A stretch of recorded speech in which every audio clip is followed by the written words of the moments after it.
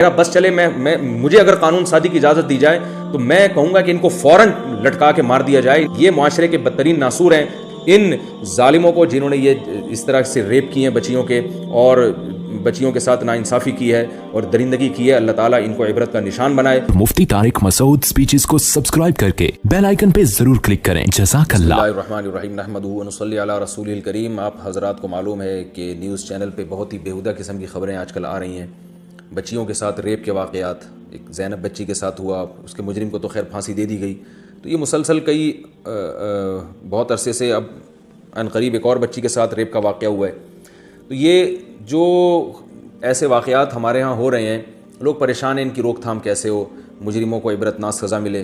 تو یاد رکھیں کہ مجرموں کو عبرتناک سزا ملنا تو وہ تو ظاہر ہے, اس میں تو دو رائے نہیں ہو سکتی, لیکن یہ خوب اچھی طرح ذہن میں رکھیں اس سے اس جرم کی روک تھام نہیں ہو سکتی. اس لیے کہ جب آپ کسی جرم کی وجہ اور اس کی جس وجہ سے وہ معاشرے میں وہ انارکی پھیل رہی ہے, اس وجہ کو جب تک آپ ختم نہیں کرتے تو آپ کی مثال اس ڈاکٹر کی طرح ہے کہ کسی کے سر میں بار بار درد ہو رہا ہے اور وہ پیناڈول دے دے کے بس اس کو ختم کر رہا ہے. وہ یہ نہیں دیکھ رہا کہ اس کے سر میں درد ہو کیوں رہا ہے.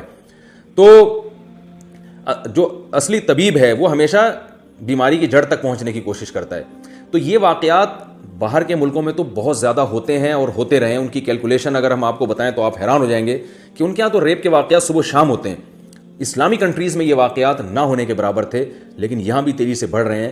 اس کی بہت بڑی وجہ کیا ہے کہ میڈیا نے فحاشی کو بہت زیادہ عام کر دیا ہے. کو ایجوکیشن سسٹم دیکھیے, ایک آدمی کی جب بھوک کو آپ پورا نہیں کریں گے اور اس کے وہ بھوکا ہے اور اس کی بھوک کو بڑھانے والی ساری چیزیں موجود ہیں اور اس کے سامنے آپ بار بار مرغن غذائیں لے کر آئیں گے, تو اس کا مطلب ہے کہ آپ اس کو راستہ دے رہے ہیں برائی کا کہ وہ چوری کر کے یہ چیزیں کھانے کی کوشش کرے.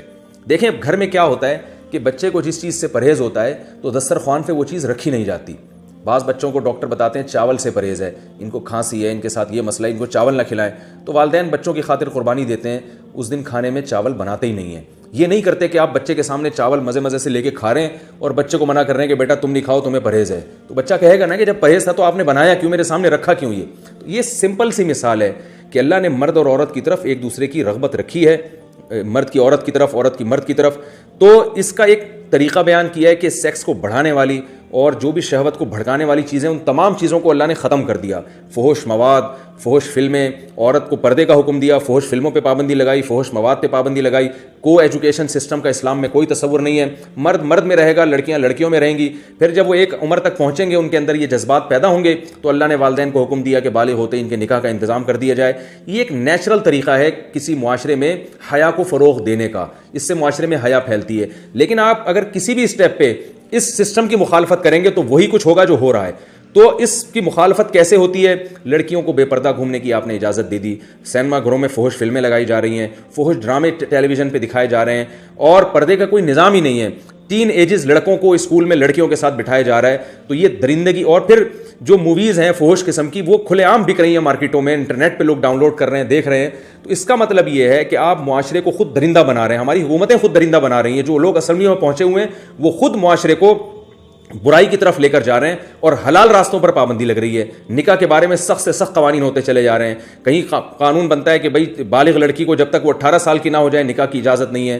پھر قانون بنتا ہے کہ مرد کو دوسری شادی کی اجازت نہیں ہے, چاہے اس کی بیوی میں کیسے ہی فالٹ کیوں نہ ہو, کوئی خرابی کیوں نہ ہو, وہ اس کی ڈیزائرز پوری نہیں کر سکتی, لیکن آپ اس پہ پابندی لگا رہے ہیں وہ سیکنڈ میرج نہیں کر سکتا, چاہے وہ کسی بیوہ سے کر رہا ہو, کسی طلاق یافتہ سے کر رہا ہو, اس کا گھر بسا رہا ہو, لیکن آپ نے اس پہ بہت سخت پابندیاں لگا دی, 6 مہینے کی جیل اور لاکھوں روپے جرمانے ڈال دیا آپ نے اس کے اوپر. تو یاد رکھیں کسی بھی معاشرے میں جب حلال کو مشکل بنایا جائے اور حرام کے دروازے کھول دیے جائیں تو یہی بدترین واقعات ہوتے ہیں. ایسے ہی درندے پیدا ہوتے ہیں جو بچیوں کو ریپ کرتے ہیں, بچوں کو ریپ کرتے ہیں. یہ درندے ہمارے سسٹم کی پیداوار ہیں. میں ان درندوں کی حمایت ہرگز نہیں کر رہا. میرا بس چلے مجھے اگر قانون سازی کی اجازت دی جائے تو میں کہوں گا کہ ان کو فوراً لٹکا کے مار دیا جائے. ان کو جو ہے حکومت کی ذمہ داری ہے, ان کو فوراً پھانسی کے پھندے پہ لٹکائے, عبرتناک سزا دے. ہم ان کو کبھی بھی اپریشیٹ نہیں کر رہے. یہ معاشرے کے بدترین ناسور ہیں, لیکن خدا کی قسم اس سے بڑے مجرم وہ حکمران ہیں جو معاشرے میں بے حیائی کو فروغ دے رہے ہیں, جو اسکولوں میں کو ایجوکیشن سسٹم کو فروغ دے رہے ہیں اور جو عورت کو پردے کا پابند نہیں بنا رہے. یونیورسٹیوں میں, کالجز میں, سرکاری دفتروں میں لڑکوں کے ساتھ جوان لڑکیوں کو بٹھا رہے ہیں اور اس پر کوئی روک ٹوک نہیں ہے. ایسے حکمران ان جرائم کے جو ہے نا، اور ایسے حکمران جو ہے اس قسم کے جرائم جو معاشرے میں پیدا ہو رہے ہیں ان کے اولین ذمہ دار ہیں. دنیا میں سزا نہیں ملتی لیکن آخرت میں اللہ ان لوگوں کو ضرور لٹکائے گا اور انتقام لے گا کہ جن کے قانون سازی اور جن کی غلط قانون سازی کی وجہ سے معاشرے میں ایسے مجرم پیدا ہوتے ہیں. تو ہماری حکومت سے ایک عاجزانہ اپیل ہے کہ وہ لوگ جو اسمبلیوں میں بیٹھے ہوئے ان سے عاجزانہ اپیل ہے کہ اللہ کا واسطہ ہوش کے ناخن لیں, میڈیا پہ قابو پائیں, میڈیا کو قابو میں رکھنے کی کوشش کریں. اسلام کے نام پہ یہ ملک بنا تھا, اسلامی خطوط پر اس کو چلانے کی کوشش کریں. پردے کی حجاب عورت پر لازم ہو, جوان عورت پر لازم ہو کہ وہ حجاب کے بغیر گھر سے باہر نہیں نکل سکتی. اسکولوں میں کو ایجوکیشن سسٹم کو ختم کیا جائے اور میڈیکل کالجز میں کو ایجوکیشن سسٹم کو ختم کیا جائے. جوان لڑکیاں نائٹ ڈیوٹی کر کے آتی ہیں, جب ہاؤس جاب کرتی ہیں پوری رات غیر مردوں کے ساتھ وہ گزارتی ہیں. تو آپ بتائیے کہ یہ کیا معاشرہ کس طرف جا رہا ہے؟ اس میں وہی واقعات ہوں گے جو دوسرے ملکوں میں ہوتے ہیں اور ہمارا ملک بھی اس کی لپیٹ میں پھر آئے گا. تو ان تمام بے حیائی کے کاموں پر پابندی لگانے, یعنی ہمارا ایک عاجزانہ مطالبہ حکومت سے کہ ان تمام بے حیائی کے راستوں کو بند کرے. نکاح کو پروموٹ کرے زیادہ سے زیادہ. جب خلافت عثمانیہ تھی تو نکاح کرنے والے کو گورنمنٹ کی طرف سے پیسے دیے جاتے تھے, ان کے ساتھ تعاون کیا جاتا تھا اور حکومت سپورٹ کرتی تھی جب تک اسلامی حکومتیں دنیا میں تھیں.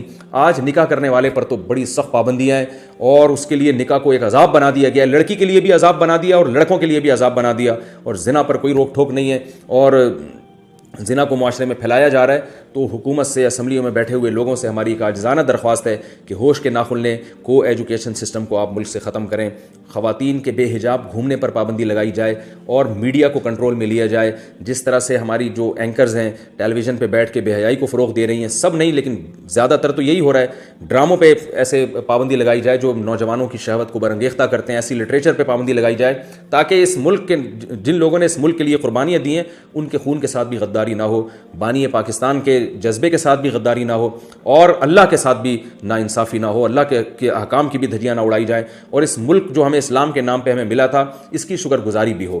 اللہ تعالیٰ سے دعا ہے کہ اس بے حیائی کے طوفان کو ہمارے ملک سے ختم کرے. اور قرآن میں جیسے اللہ نے فرمایا ان الذین یحبون ان تشیع الفاحشۃ فی الذین آمنوا لہم عذاب علیم فی الدنیا والآخرہ. جو لوگ بھی معاشرے میں بے حیائی کو فروغ دیتے ہیں کسی بھی طریقے سے, سب اس میں داخل ہیں, ڈراموں کے ذریعے, فلموں کے ذریعے, قانون سازی کے ذریعے, کو ایجوکیشن سسٹم کو معاشرے میں پھیلا کے کسی بھی طرح سے, اللہ فرماتے ہیں جو بے حیائی کو پھیلانے کا ذریعہ بنے گا اس کے لیے دردناک عذاب ہے دنیا میں بھی اور آخرت میں بھی. دنیا میں عذاب حکومت دیتی ہے لیکن افسوس ہے کہ حکومت ہی خود جب بے حیائی کو پروموٹ کر رہی ہو تو اسے سزا کون دے گا, لیکن آخرت میں جو عذاب ہوگا وہ اللہ کی طرف سے ہوگا, اس سے کوئی نہیں بچا سکتا. اللہ سے دعا ہے ہماری ان قوم کی بچیوں کی اللہ عصمتوں کی حفاظت فرمائے, انہیں ان شہوانی درندوں کے شر سے اللہ تعالیٰ محفوظ فرمائے. ان ظالموں کو جنہوں نے یہ اس طرح سے ریپ کیے ہیں بچیوں کے اور بچیوں کے ساتھ ناانصافی کی ہے اور درندگی کی ہے, اللہ تعالیٰ ان کو عبرت کا نشان بنائے. ان کو جو ایسی سزا کا یعنی ہماری حکمرانوں کو ان کو ایسی سزا دینے کی توفیق عطا فرمائے جو آنے والے لوگوں کے لیے عبرت کی ایک علامت اور عبرت کا ایک نشان بن جائے. اور ہمارے حکمرانوں کو بھی اللہ ہدایت دے کہ وہ ایسی قانون سازی کریں ملک میں کہ حیا کو فروغ ہو. ویلنٹائن ڈے کے نام سے بے حیائی, یہ تمام چیزوں پہ پابندی لگنی چاہیے. حیا کو ملک میں فروغ دیں تاکہ اس قسم کے واقعات دوبارہ رونما نہ ہوں.